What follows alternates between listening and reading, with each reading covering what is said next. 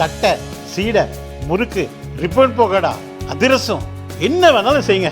ஒரே ஒரு 5 லிட்டர் இதய மந்த்ரா கடல் எண்ணெய் பேக் ஒரு மாசம் முழுசுக்கும் அத்தனை சமையலும் முடிச்சு விடலாம். இதய மந்த்ரா. காசாவை கட்டுப்பாட்டில் வைத்திருக்கும் ஹமாஸ் பயங்கரவாதிகளுக்கு எதிராக இஸ்ரேல் தீவிர போரில் ஈடுபட்டுள்ளது.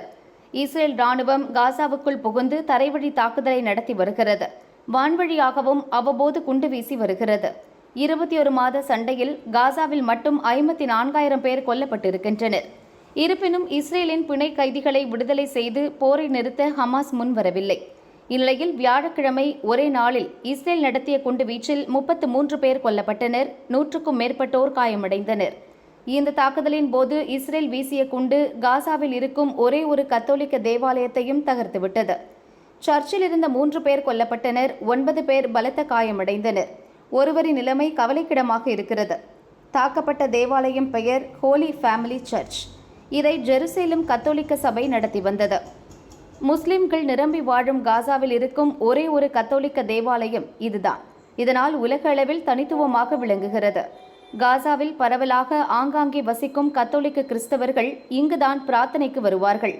போரில் வீடுகளை இழந்த கத்தோலிக்க கிறிஸ்தவர்கள் இந்த சர்ச்சில் தஞ்சமடைய ஆரம்பித்தனர்.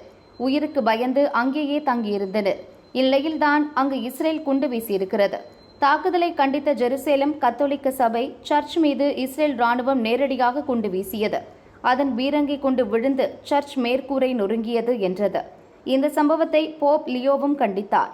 உடனடியாக காசாவில் போரை நிறுத்த வேண்டும் என்று இஸ்ரேலை வலியுறுத்தினார்.